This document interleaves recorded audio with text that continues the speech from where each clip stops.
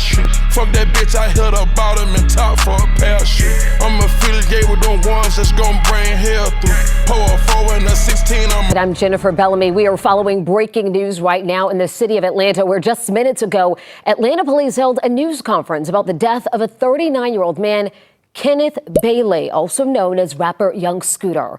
11 Alive's Cody Alcorn is live for us tonight right outside of Atlanta Police Headquarters. Cody, you just stepped out of that briefing from police. A lot going on tonight. What have you learned? Well, Jennifer, the main thing we want to set straight here, the lieutenant over homicide with Atlanta police saying they did not, in fact, shoot Young Scooter. They say there were no shots fired during this ordeal tonight on William Nye Drive. I believe we have a live look at that scene right now. What Atlanta police say did happen this evening is that they were responding to a call from a home there on William Nye Drive involving a disturbance with weapons. As officers got on scene, they got reports that there was a woman involved in this, possibly shots fired, and that she was taken back into the home. Kenneth Edward Bailey, better known as Young Scooter, was more than just a rapper. He was a storyteller whose narratives echoed the trials and triumphs of street life. His journey from the streets of Atlanta to becoming a respected figure in the hip-hop community is a tapestry woven with resilience, authenticity, and an unyielding commitment to his craft. Early life and influences. Born on March 28, 1986, in Walterboro, South Carolina, Young Scooter's early years were marked by the challenges of growing up in a modest environment. At the age of 9, his family relocated to Atlanta's Kirkwood neighborhood, a move that would significantly shape his future. Kirkwood, often referred to as Lil Mexico, was a melting pot of cultures and experiences, providing a rich backdrop for Scooter's formative years. It was here that he formed a childhood friendship with fellow future rap star, Future. This bond would later prove instrumental in his musical journey. The streets of Kirkwood were both a playground and a classroom, teaching young Kenneth the harsh realities of life and survival. These experiences would later become the foundation of his raw and unfiltered lyrical content. Turning point. From streets to studio, in 2008, a pivotal moment occurred that would alter the trajectory of Scooter's life. After being charged with drug trafficking, he faced a crossroads. Instead of succumbing to the pitfalls that ensnared many of his peers, he chose to channel his experiences into music. This decision marked the birth of Young Scooter. However, at this hour, they cannot find that woman. What they did find in the home were 2 male suspects. One of those males returned from the home after running away. That second suspect never returned, and we're told as he was making his way from that home, he actually jumped 2 fences. It was during one of those jumps he landed and somehow broke a leg. Some were hearing initial reports it was a femur. Again, we don't know the details of exactly the injuries, but tonight the medical examiner says a cause and manner of death have not been confirmed. But again, this is now confirmed to be Bailey, a based rapper here in Atlanta known as Young Scooter. While there are reports coming in from across the country tonight that Atlanta police shot this rapper, they say that is in fact not true, and the GBI has been requested to that scene that you're looking at, William Nye Drive, to give a third-party investigation. But again, to walk you through, there's a lot of confusion tonight with this story. APD responded to that home involving a weapons dispute. At some point, they got a report shots were fired, and again, a woman might have been taken in the home when officers got there. The artist. Embracing the moniker, he began to craft narratives that resonated with many who shared similar backgrounds. His music was not just about beats and rhymes. It was a reflection of his life, a mirror held up to society's underbelly. He didn't just tell stories, he lived them. Rise in the hip-hop scene. Scooter's ascent in the hip-hop world was both rapid and organic. His early mixtapes, especially Finessin' and Flexin' in 2011, showcased his unique style and garnered attention within the Atlanta music scene. However, it was the 2013 release of Street Lottery that catapulted him into the limelight. The mixtape's lead single, Columbia, became an anthem, its infectious rhythm and candid lyrics painting a vivid picture of the drug trade's allure and dangers. Collaborations became a hallmark of his career. Working alongside heavyweights like Gucci Mane, Future, and Young Thug, Scooter solidified his position in the industry. His ability to seamlessly blend with various artists while maintaining his distinct voice was a testament to his versatility and authenticity, musical style, and philosophy. Young Scooter's approach to music was refreshingly unorthodox. Eschewing the traditional method of writing down lyrics, he preferred to freestyle, allowing his thoughts and emotions to flow spontaneously. He described his style as count music, emphasizing themes of money and survival. In a 2013 interview with Complex, he stated, "I don't really care what I say on a beat as long as it's about some money. When you try to think hard and write it out, that's when it's going to be messed up." This raw and unfiltered approach endeared him to fans who appreciated his honesty and relatability. His music wasn't about glorifying street life, but rather presenting it as it was, unvarnished and real. Legal challenges and resilience. Like many artists who draw from personal experience, Scooter's life was not without its challenges. In April 2013, he was arrested for probation violation during a traffic stop in DeKalb County, Georgia. This period of incarceration was a test of his resilience. Remarkably, he shared a jail cell with collaborator Gucci Mane, turning a setback into an opportunity for reflection and growth. Upon his release in mid-October 2013, Scooter didn't miss a beat. He returned to the studio with renewed vigor, releasing more music and reconnecting with his fan base. His ability to bounce back from adversity became an integral part of his narrative, reinforcing the themes of perseverance that permeated his work. Discography and legacy. Over the years, young Scooter built an impressive discography that showcased his evolution as an artist. From early projects like Plug Brothers to later releases such as Trap Hero and Zay Street, each mixtape was a chapter in his ongoing story. His collaborations spanned a who's who of the hip-hop world, including Lil Wayne, Migos, and Rick Ross, further cementing his influence and reach. His music often delved into the complexities of street life, exploring themes of ambition, betrayal, and redemption. Tracks like Street Lottery and Columbia became anthems for many, encapsulating the struggles and aspirations of those navigating similar paths.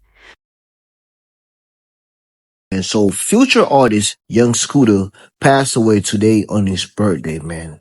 This is really, really sad, man. They say the cops smoking, man.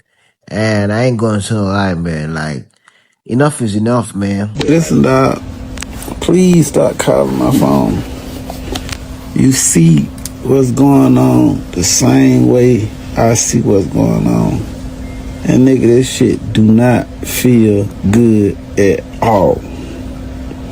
My brother just got killed. And I can't even go slide for him. On top of that, me, his mama, his real family, like this our real core family, like before a rap song, before a dollar came, nigga, we family. I don't wanna hear this shit talking about no interviews. I don't wanna do no interviews. I don't wanna do nothing. I just wanna chill. Then I gotta go in the club tonight and act like I ain't shit, but I gotta smile for these mother cameras. Nigga, this shit ain't no good feeling. I don't wanna kick it, bro. Stop calling me, bro. Rap legend Young Scooter was just killed on his birthday by the Atlanta cops, and I don't like. And the crazy part is, Young Scooter, this was his 39th birthday. The Atlanta Police Department is full of shit, and I'm gonna find out what's happening. I'm out. Man, as we know, man, Young Scooter passing is just really sad, man. Like, if he wasn't on Instagram, man, and you posted him on the Instagram story, you might get lucky, man, because he was reposting a lot of his fans and supporters, birthday wishes or birthday shout out on his Instagram story, man. Like, homie was just showing love today, man. I do not know the backstory of what happened. I do not know, man. But all I know, man, it's sad to go out on your birthday, man. Like, even for an enemy, man, I wouldn't wish that for an enemy, man. I don't know, man. Like, going out on your birthday, man, it's really sad, man. I don't even like to talk about things like this, man, to be honest, man. Like, for so many reasons. And they say Future right now is going crazy, man. Because Future have love for homie. And These are academics. As I said, man, he's the one who reported on Instagram that Future, you know, is going through a meltdown right now, man, as we speak, man. And I know a lot of people right now is going through a meltdown, man. Not because you don't see an Instagram post. That doesn't mean these people ain't sad about it, man. You gotta know. This is real life, man. This is real life, man. This is bigger than a little beef, man. This is someone who lost your life we're talking about, man. Father, a brother, a son. Man, it's crazy, man. That's why we gotta be careful in the street, man. That's why we gotta avoid the street at all costs, man. You don't wanna be no boss in the street, man. You make it out the street, man, stay away from the street, man. You don't wanna be no Tragic demise. Tragically, young Scooter's life was cut short on his 39th birthday, March 28, 2025. While details surrounding his death remain under investigation, reports indicate that he sustained a fatal injury while fleeing from police in Atlanta. This sudden loss sent shockwaves through the music community, with fans and fellow artists mourning the passing of a man whose music had touched so many lives. Remembering young Scooter. Young Scooter's legacy is one of authenticity and resilience. He was an artist who stayed true to his roots, using his platform to shed light on the realities of street life. His storytelling prowess and unique style set him apart in a crowded industry, earning him a place in the annals of hip-hop history. As fans revisit his extensive body of work, they are reminded of the raw talent and unfiltered honesty that defined young Scooter. His music remains a testament to his journey, a chronicle of a life lived with intensity and purpose. Rest in power, young Scooter. Your voice and stories will continue to resonate, echoing the truths of the streets you so vividly portrayed. Legacy beyond the music, impact on Atlanta, and street culture. While young Scooter's discography told one story, his true impact stretched far beyond music charts and mixtape streams. In Atlanta, especially in neighborhoods like Kirkwood and Edgewood, Scooter wasn't just seen as a rapper. He was viewed as a symbol of possibility. He didn't make it out in the traditional sense.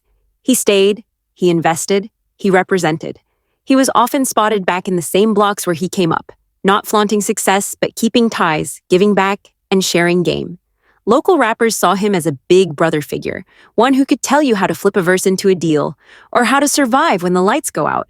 He gave away studio time, showed up to underground shows, and featured on tracks by unknowns just trying to get a foot in the game. He wasn't flashy like some. Scooter's wealth was quiet. His influence was loud. Many credited him with being one of the reasons the mixtape era in Atlanta never truly died. At a time when mainstream rap leaned towards pop appeal, Scooter stayed gritty, raw, unapologetically trap. He didn't chase trends. He stayed 10 toes down. That's why Gucci Mane, Future, and even Juice WRLD aligned with him. He brought authenticity to every collab. He brought truth. His relationship with Future, more than music. Behind every verse they dropped together was a decades-deep brotherhood. Scooter and Future had known each other since childhood. They grew up together, navigated the same streets, shared dreams before anyone was watching.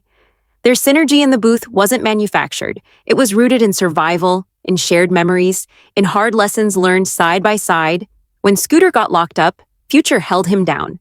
When Scooter got out, they picked up like nothing had changed. Future once said in an unreleased interview, "Me and Scooter, we ain't industry. We family. That's my brother whether we making music or not. That's blood without the DNA." Their collaborations, from What I Do to Street Lottery, didn't just slap. They told the story of two boys who made it to manhood through struggle and sound. Personal side, the father, the son, the friend. Not much was known publicly about Scooter's personal life, but those close to him spoke of a deeply loyal, protective man. He was a father, a quiet, consistent presence in his children's lives. Never loud about his parenthood, but always there. At his core, he was a family man, even if the streets always seemed to call him back. Friends recall late-night phone calls not about music, but about life, about how to stay out of trouble, about how to raise a son in a city that could chew you up and spit you out. He mentored young men who didn't know how to dream. He listened more than he spoke, and when he did speak, it wasn't just game, it was gospel. The final days, a life still moving in. Early 2024, he released Trap's Last Hope. That title hit different now. What was meant as a statement of resilience, of being the last one holding the torch, now reads like a prophecy. But Scooter wasn't slowing down. He was building again, lining up new features, planning a potential joint project with ESTG. And there were rumors, only whispers now, that he was thinking about creating his own label, a place where street rappers could tell their stories without compromise. He was dreaming bigger than ever. And then, March 28th. What happened that night still feels surreal. Scooter running, 2 fences, an injury that proved fatal. The Fulton County Medical Examiner confirmed his passing, but the streets felt it first, before TMZ, before Variety, before the police tape. The air changed in Atlanta that night. The 808 sounded heavier. The silence after the news was deafening. The aftermath, mourning a legend. Tributes poured in. Future posted a single candle. Waka Flocka went silent on social media. Gucci Mane's only words, forever free bands, R.I.P. Scooter. Murals popped up overnight in Kirkwood. Young men who never met him lit candles. Artists remixed his lyrics into tributes. And underground DJs ran Scooter sets for hours straight, turning grief into bass lines. The industry may have lost an artist, but the streets lost a legend, a voice that won't fade. What made young Scooter unforgettable wasn't just his flow, it was his perspective. He wasn't rapping about the streets, he was rapping from the streets. He spoke for every kid watching their mother struggle, every hustler one wrong move from prison, every dreamer who didn't fit into the clean narratives of fame and fortune. Scooter reminded us that stories from the trap matter, that survival is worth celebrating, that pain, when put to a beat, can become power. And in the end, that's what lives on. Not just in Spotify playlists or YouTube freestyles, but in every aspiring rapper who believes their story deserves to be heard, in every beat that drops with truth behind it, in every fan who says, Scooter showed me I could make it. He may be gone, but young Scooter's name still rings out. In studios, in hoods, in headphones, and in hearts. Rest in peace, Kenneth Edward Bailey. Your mic is silent, but your echo, eternal.